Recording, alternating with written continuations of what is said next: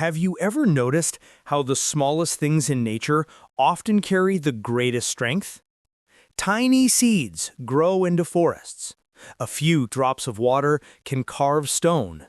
And sometimes the smallest fruits hold the deepest secrets about how to live long and well.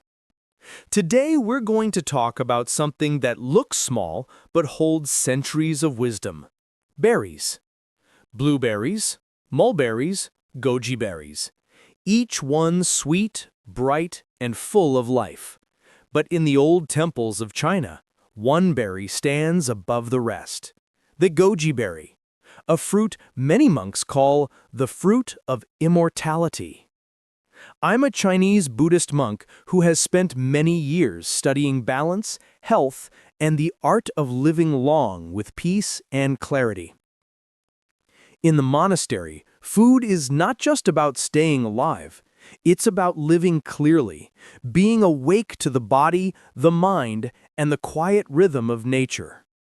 When I was young, I didn't think much about the berries we ate. They were just part of our simple meals, small, red, and slightly sweet. But as I grew older, I began to notice how the elder monks who had eaten these berries their whole lives aged differently. Their eyes stayed bright. Their minds stayed sharp. They could sit for hours in meditation without strain. Scientists today might call this coincidence or nutrition, but ancient monks saw it as harmony. Harmony between the body's organs, the spirit's flow, and the food that sustains them both. Modern nutrition tells us that berries, especially blueberries and goji, are loaded with antioxidants. That means they protect our cells from something called oxidative stress. Think of oxidative stress as slow rust, the natural wear and tear that comes with age. Berries act like polish for that rust. They keep the system clean, steady, and bright. But the story doesn't stop with vitamins and antioxidants. In traditional Chinese medicine, the goji berry is said to strengthen the kidneys and the liver, the two organs most closely linked to vitality, energy, and emotional balance. When those organs are weak, we age faster, tire easily, and lose our inner calm. When they are strong, we stay steady, even as time passes. In our tradition, we say that the kidneys hold jing, the essence of life, like the candle's wax that burns to make light. The liver, meanwhile, controls the flow of energy. It keeps emotions moving smoothly, like wind through a forest. The goji berry, gentle and balanced, supports both. It keeps the candle burning without flicker, the wind flowing without storm. Some people call that magic. I call it wisdom. Nature's quiet way of teaching balance. I remember one winter morning in the monastery when snow covered everything in white silence. An elder monk handed me a small bowl of goji tea, hot water, a few berries, and a slice of ginger. He said, "Drink slowly and taste the sun." I didn't understand what he meant until years later. The goji berries, dried and small, had captured sunlight from summer, warmth stored in their skin. As I drank, the heat spread through my chest and stomach, and for a moment, winter felt far away. That's how goji works, not with force, but with quiet strength. It nourishes the body the way kindness nourishes the heart, slowly, patiently, always enough. Blueberries, on the other hand, come from a very different tradition, but share a similar truth. Western doctors praise them for improving memory and protecting the brain. Some studies even suggest they can slow down age-related decline in thinking and coordination. So while monks in China drank goji tea, people in the West ate blueberries, both reaching for the same goal: to stay clear, calm, and capable as the years go by. It's beautiful how the wisdom of the East and the West meet in the same small fruit. Two worlds, one understanding. that true longevity isn't about living forever, but about living fully. Mulberries, too, deserve attention. In ancient China, they were considered a gift from heaven. The silkworm, which creates silk, feeds only on the mulberry leaf, a symbol of refinement and endurance. The fruit itself, dark and sweet, nourishes the blood and helps prevent dizziness and dryness in old age. When we combine these three, the blueberry, the mulberry, and the goji, we create a simple recipe for life. Protect the body, nourish the blood, and calm the mind. In the temple, food is medicine, and medicine is food. We never separate the two.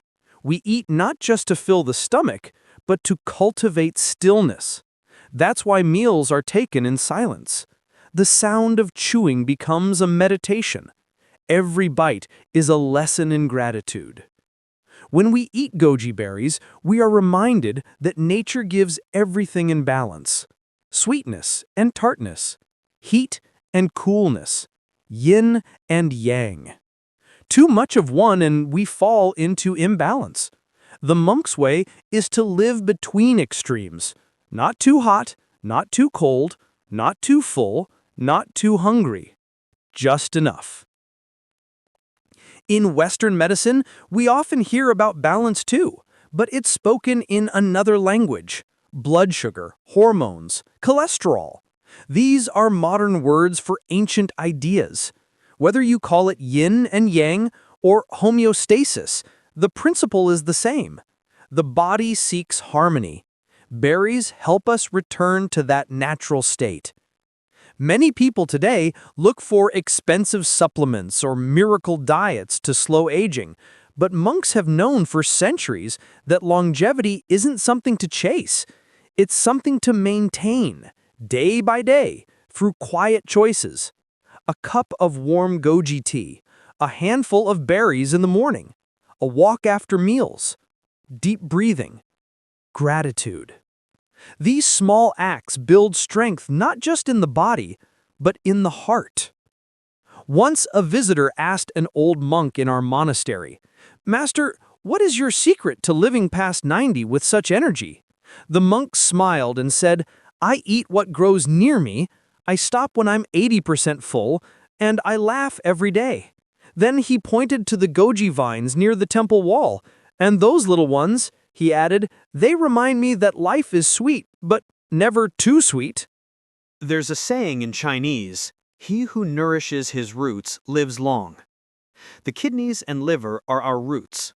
When they are strong, the branches, our thoughts, our emotions, our actions, stay healthy too. That's why the goji berry, small as it is, has such a deep place in our culture. It doesn't promise eternal youth, it promises steady strength. For the elderly, this matters most. As we age, our energy becomes like a slow river, gentle but easily disturbed. Stress, poor sleep, or heavy food can make the river muddy. Foods like goji and mulberry help clear the current. They give us back the lightness that age often takes. If you've ever sipped goji tea, you know its flavor. Not quite sweet, not quite sour. That balance is exactly what it offers the body. It nourishes without overwhelming, refreshes without chilling, and energizes without restlessness. Blueberries work in the same quiet way. They sharpen the mind without stimulating it. They clear the fog from our thoughts. Many elders find that after eating them regularly, focus improves, mood lifts, and sleep deepens. It's not magic. It's the body returning to its natural clarity when given the right tools. Sometimes we forget that food carries memory. Every berry is a story of sunlight, rain, and soil. When we eat with awareness, we're not just feeding the body, we're connecting to the cycle of life itself. That awareness is healing in its own way. In Buddhist teaching, there's a saying, "When you drink water, remember the spring." To eat a berry with mindfulness is to honor everything that made it possible: the plant, the insects, the farmers, the earth. Gratitude becomes nutrition for the soul. In old monasteries, goji berries were often dried and stored in jars through the winter. Each monk would take a few each day, soaking them in hot water. It was both ritual and medicine. The color of the tea, a soft, glowing red, reminded us that even in the coldest months, life continues quietly inside the earth. That is the essence of longevity, not endless youth, but deep continuity. To live in rhythm with nature's seasons, to eat foods that support rather than fight the body, and to find peace in simplicity. When I visit the countryside in China today, I still see old women sitting in the sun, sorting goji berries by hand. They hum softly, their fingers red from the fruit. Their faces are lined, but bright. They've lived through hardship and change, yet their energy feels calm and whole. Maybe it's the berries. Maybe it's the peace that comes from living close to the earth. I think it's both. Many of today's health problems come from speed. Eating too fast, working too hard, sleeping too little. The berry teaches us the opposite. Slow down. Taste fully. A small fruit can carry a great truth. So, the next time you pick up a handful of blueberries or brew a cup of goji tea, take a moment. Feel the weight of those little fruits in your hand. Remember that inside them are years of sunlight, soil, and quiet wisdom. Each berry is a small act of compassion from nature, reminding us that strength doesn't always shout. Sometimes it whispers. Sometimes it's red, small, and slightly sweet. When people ask me the secret of long life, I always smile. There is no single secret. Life is not a puzzle to solve, but a rhythm to join. You live long not by fighting time, but by walking with it. Every small act of care, every quiet meal, every deep breath, every handful of berries is a way of saying to life, I am still here, and I am grateful. The goji berry, the blueberry, the mulberry, they are not miracles in themselves. They are invitations. Invitations to remember that health is not something we own, but something we share with the world around us. In the end, the art of living long is the art of living simply. Eat close to nature, rest with ease, let your thoughts be light, and whenever you can, taste the sweetness of life, one small berry at a time.